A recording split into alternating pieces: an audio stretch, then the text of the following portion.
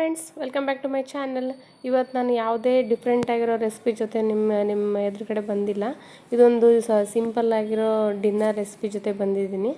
ನಾನು ಬೇರೆ ಒಂದು ಡಿಫ್ರೆಂಟ್ ಆಗಿರೋ ಡಿಶ್ ಮಾಡೋಣ ಅಂತ ಹೇಳ್ಬಿಟ್ಟು ಟ್ರೈ ಮಾಡಿದ್ದೆ, ಬಟ್ ಕಾರಣಾಂತರಗಳಿಂದ ಅದನ್ನು ಮಾಡೋಕ್ಕಾಗಲಿಲ್ಲ. ಮನೆಯಲ್ಲಿ ಯಾವ ಥರ ಡಿನ್ನರ್ ಮಾಡಿದೆ ಅದನ್ನೇ ನಾನು ನಿಮಗೆ ಒಂದು ಚಿಕ್ಕದಾಗಿ ವೀಡಿಯೋ ಮಾಡ್ಬಿಟ್ಟು ಹಾಕ್ಬಿಡೋಣ ಅಂತ ಹೇಳ್ಬಿಟ್ಟು ಮಾಡ್ತಾಯಿದ್ದೀನಿ.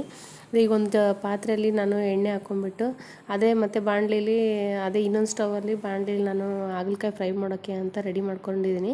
ಹಾಗಲಕಾಯಿನ ರೌಂಡ್ ಶೇಪಲ್ಲಿ ಹೆಚ್ಕೊಂಡ್ಬಿಟ್ಟು ಬಾಣಲಿ ಸ್ವಲ್ಪ ಆಲ್ರೆಡಿ ಒಂದು ಸ್ಪೂನ್ ಎಣ್ಣೆ ಇತ್ತು, ಹಂಗೆ ಅದಕ್ಕೆ ಹಾಕ್ತಾಯಿದ್ದೀನಿ. ಈ ಪಾತ್ರೆಗೆ ಎಣ್ಣೆ ಹಾಕ್ಕೊಂಡಿದ್ದೀನಿ ಟೊಮೆಟೊ ಗೊಜ್ಜು ಮಾಡೋಣ ಅಂತ. ನಾನಿವತ್ತು ಬೇರೆ ರೆಸಿಪಿ ಮಾಡೋಣ ಅಂತಲೇ ಎಲ್ಲ ರೆಡಿ ಮಾಡ್ಕೊಂಡಿದ್ದೆ, ಬಟ್ ಬೇರೆ ಕೆಲಸ ಬಂದುಬಿಡ್ತು. ಅದಕ್ಕೋಸ್ಕರ ನಾನು ಈ ರೆಸಿಪಿ ಮಾಡ್ತಾಯಿದ್ದೀನಿ. ದಯವಿಟ್ಟು ಬೇಜಾರು ಮಾಡ್ಕೋಬೇಡಿ. ಏನೇ ಮಾಡಬೇಕು ಅಂದ್ರೂ ಅದಕ್ಕೂ ಕಾಲ ಕೂಡ ಬರಬೇಕಲ್ವ. ಅದಕ್ಕೋಸ್ಕರ ಮಕ್ಕಳಿಗೆ ಎಕ್ಸಾಮ್ ನಡೀತಾ ಇದೆ, ಅದಕ್ಕೋಸ್ಕರ ಓದಿಸೋದು ಅದೆಲ್ಲ ಇರುತ್ತಲ್ವ.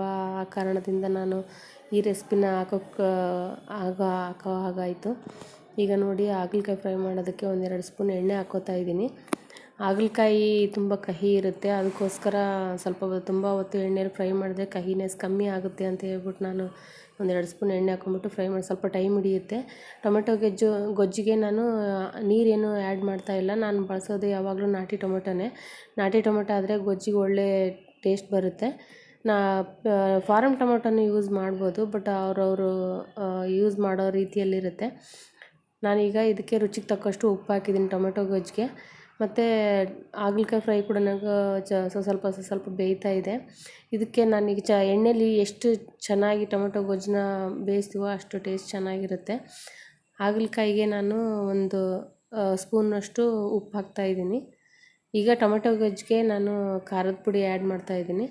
ನಾನು ಇದಕ್ಕೆ ಯಾವುದೇ ಥರದ ಮಸಾಲೆ ಆಗಲಿ ಗರಂ ಮಸಾಲೆ ಆಗಲಿ ಏನೂ ಬಳಸಲ್ಲ. ನಮ್ಮ ಮನೇಲಿ ಆದಷ್ಟು ಮಸಾಲೆ ಪದಾರ್ಥಗಳನ್ನ ಕಮ್ಮಿನೇ ಬಳಸ್ತೀವಿ, ಯಾಕಂದರೆ ಉತ್ತರ ಕರ್ನಾಟಕ ಶೈಲಿ ಅಡುಗೆಗಳಲ್ಲಿ ಮಸಾಲೆ ಪದಾರ್ಥಗಳು ತುಂಬ ಕಮ್ಮಿ ಇರುತ್ತೆ.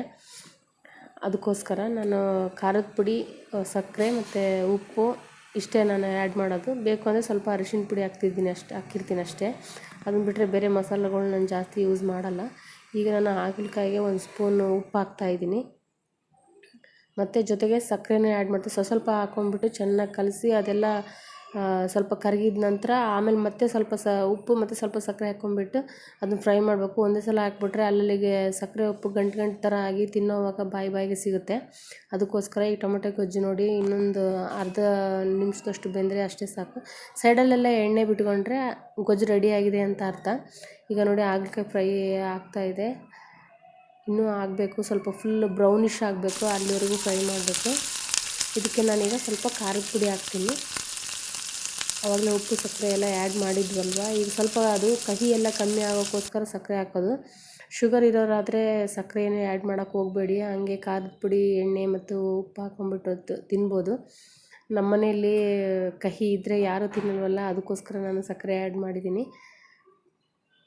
ಈಗ ನೋಡಿ ಒಳ್ಳೆ ರೀತಿಲಿ ಫ್ರೈ ಆಗ್ತಾಯಿದೆ. ಈಗ ಗೊಜ್ಜು ಕೂಡ ರೆಡಿಯಾಗಿದೆ.